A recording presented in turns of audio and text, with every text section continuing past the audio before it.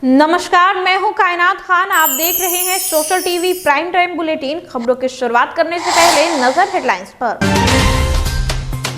DIG की मां शोभा देवी को झांसा देकर तांत्रिक ने की ठगी। शातिर ठग ने उड़ाए हीरे और सोने के आभूषण। जिले में महाशिवरात्रि को लेकर अंतिम चरण में तैयारी। 2 साल बाद भगवान भोले के बारात में झूमेंगे भक्त। नवगछिया पुलिस को मिली बड़ी सफलता। ट्रक से 1 क्विंटल 24 किलो गांजा किया बरामद। चालक मौके से फरार। और बिहार विधानसभा में पेश हुआ 2022-23 का बजट। एक बार फिर सिल्क सिटी को किया गया नजरअंदाज। अब खबरें विस्तार से। भागलपुर में इन दिनों आम तो आम, खास लोगों के परिजनों को भी ठग अपना शिकार बना रहे हैं। ताजा मामला मुजाहिदपुर थाना क्षेत्र के बाल्टी कारखाना चौक के समीप का है, जहां सीबीआई दिल्ली में तैनात डीआईजी अभय सिंह की मां शोभा देवी को शातिर ठगों ने झांसा देकर उनसे सोने का कंगन, हीरे की अंगूठी, चेन और कैश की ठगी कर ली। ठगों ने तांत्रिक के भेष में घटना को अंजाम दिया। घटना के बाबत शोभा देवी ने बताया कि वह पेंशनर समाज की बैठक में भाग लेने हुसैनाबाद दुर्गा स्थान जा रही थी। तभी बाल्टी कारखाना के पास एक तांत्रिक उनके पास आया और खुद को हरिद्वार का सिद्ध तांत्रिक बताते हुए उनसे कहा कि उनके साड़ी के पल्लू में दोष है। साथ ही शोभा देवी को तांत्रिक ने बताया कि तुम्हारे एक बेटे की मौत हो चुकी है और अब दूसरे बेटे आईपीएस अधिकारी पर मौत का खतरा मंडराने की बात कही। जिसके बाद मां की ममता जाग उठी और कोरोना काल में अप्रैल 2021 में अपने बेटे को खोने वाली शोभा देवी ने तांत्रिक से संकट से मुक्ति का उपाय पूछा।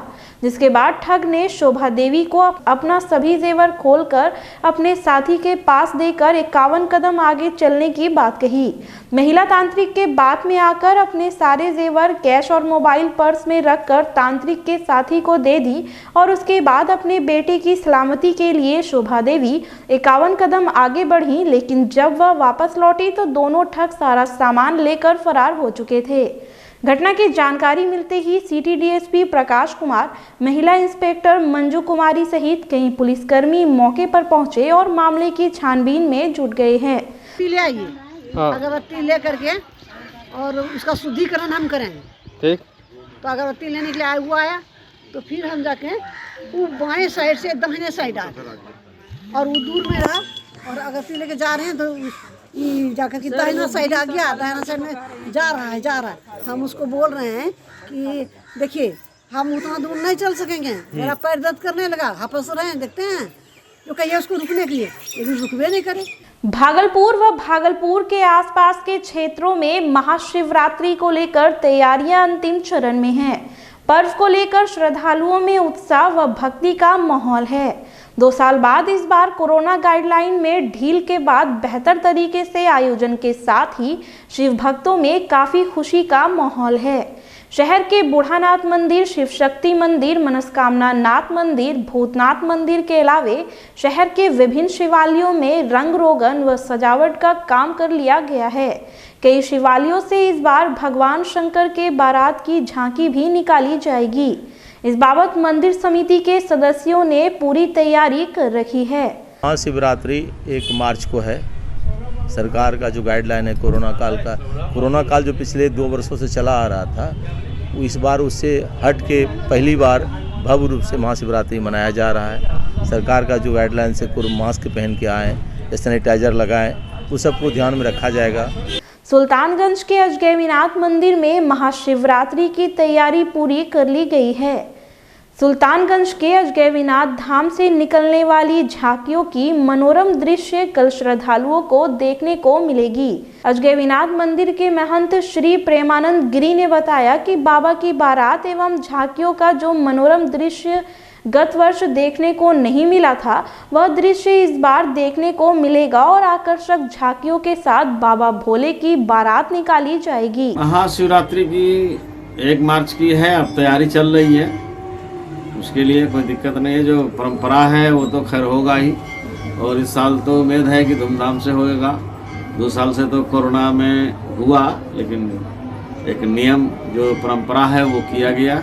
भागलपुर नवगछिया पुलिस जिला के झंडापुर ओपी क्षेत्र में एक चिमनी भट्टा के सामने सर्विस रोड पर नारकोटिक्स कंट्रोल ब्यूरो पटना एवं झंडापुर ओपी पुलिस की संयुक्त कार्रवाई में मादक पदार्थ की तस्करी कर रहे तस्करों के खिलाफ बड़ी कार्रवाई की गई।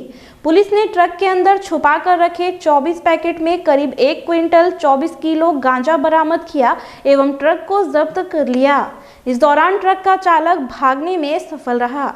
पुलिस सूत्रों के अनुसार नारकोटिक्स कंट्रोल ब्यूरो के द्वारा गिरफ्तार उपचालक से पूछताछ हो रही है। इस छापेमारी में एनसीबी की टीम में प्रमोद कुमार, सिकंदर कुमार, प्रवीण कुमार, रवि रंजन एवं झंडापुर के पीएसआई मुन्ना लाल ज्ञानी शामिल थे। बिहार राज्य के बजट का आकार वर्ष 2021 से 22 में 2,18,302 करोड़ 70 लाख रुपए था, जो वर्ष 2022 से 23 में बढ़कर 2,37,691 करोड़ 19 लाख रुपए हो गया है। वित्तीय वर्ष 2022-23 में वार्षिक स्कीम का कुल बजट अनुमान 1 लाख करोड़ रुपए है, जो वित्तीय वर्ष अनुमान के बराबर है। फिर भी भागलपुर वासियों के लिए इस बजट से कुछ खास सौगात नहीं मिल पाया है। जबकि भागलपुर में सिल्क को लेकर अंतर्राष्ट्रीय व्यापार किए जाते हैं, जहां हर महीने लाखों रुपए का व्यापार होता है। भागलपुर के चार्टर्ड अकाउंटेंट व औद्योगिक सलाहकार प्रदीप कुमार झुंझुनवाला ने बताया कि हमारे मुख्यमंत्री बहुत कुशल हैं और वो पूरे बिहार को कई सौगातें दिए हैं। भागलपुर भी उससे अछूता नहीं रहा है। भागलपुर को भी औद्योगिक क्षेत्र में विशेषकर बुनकरों के लिए और सिल्क कारोबारी के लिए कई योजनाएं दी गई हैं।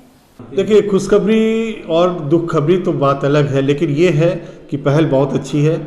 एक बहुत बड़ा प्लस पॉइंट है भागलपुर वासियों के लिए कि यहाँ मेगा स्किल सेंटर खोलने की उन्होंने घोषणा की है, जहाँ की यहाँ के जो निवासी हैं उनको उनकी क्षमता के अनुसार ट्रेनिंग दी जाएगी, ताकि देखिए हर इंसान में एक न एक प्रतिभा छिपी हुई रहती है, लेकिन दर्शनाभाव के चलते वो उसको उपयोग में नहीं ला पाते हैं।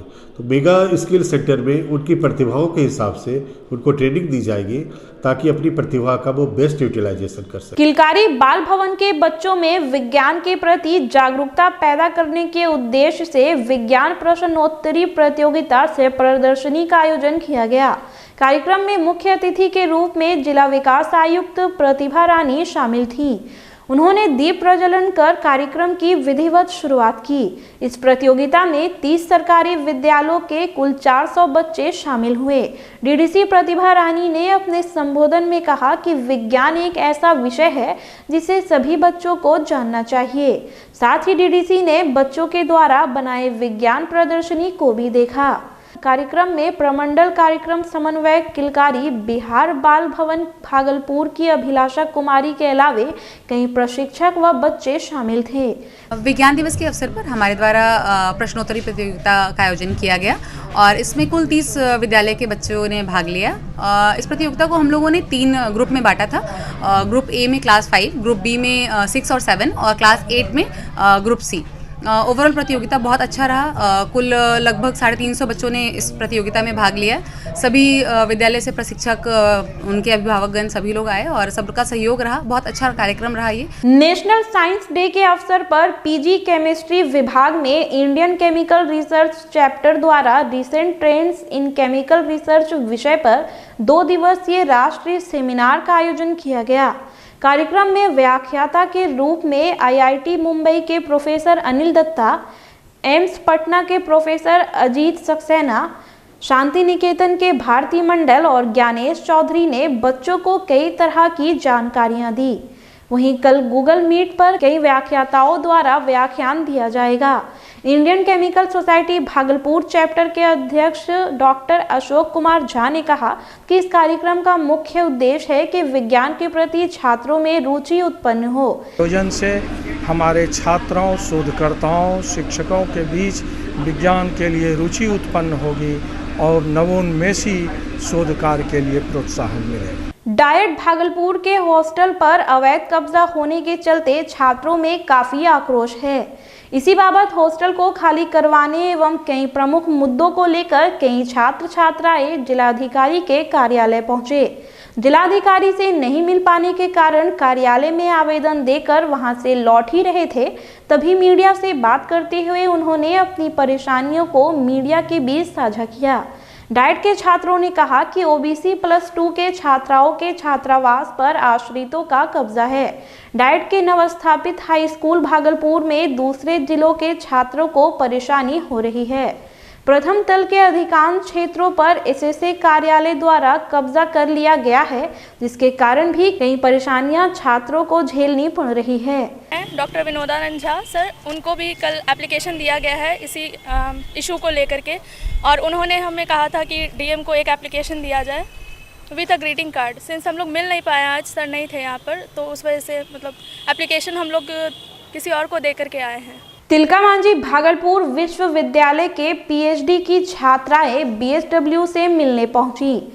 उन छात्राओं का कहना था कि हॉस्टल सुपरिटेंडेंट सिमरन मैम हम लोगों को बार बार फोन कर हॉस्टल खाली करने की बात कह रही हैं, साथ ही साथ हॉस्टल खाली करने के लिए मानसिक प्रताड़ित भी कर रही हैं। जब पीएचडी का सेशन व रिसर्च पूरा ही नहीं हुआ है तो हम लोग छात्रावास कैसे खाली करें। साथ ही उन्होंने कहा कि कोई छात्रा 1 साल और कोई छात्रा 2 साल के लिए चालान कटाई हैं, फिर भी बार बार हॉस्टल सुपरिटेंडेंट का हॉस्टल खाली कराने को लेकर परेशान करना कुछ समझ नहीं आता है। 1 साल के लिए चालान कटा, और कुछ लड़कियों का जो हमारे ही सेशन की है, 4 में भी है, 5 में भी है, तो एक लड़की 5 में भी है जिसका 2 साल का कटा है, और 4 में जो भी लड़की है हमारे सेशन की उसका 2 साल का चालान कटा है, और हम लोग को 1 साल का कटवाया गया। उस समय जब हम लोग बोले 2 साल का, तो बोले कि नहीं 1 साल का ही कटवाएंगे, ऐसे 2 साल का नहीं काटेंगे। अभी कहा जा रहा है, अब चालान खत्म हो रहा है तो हम लोग को बोला जा रहा है कि नहीं आप खाली कीजिए। रेफरल अस्पताल का निरीक्षण करने सीएस उमेश शर्मा सुल्तानगंज पहुंचे।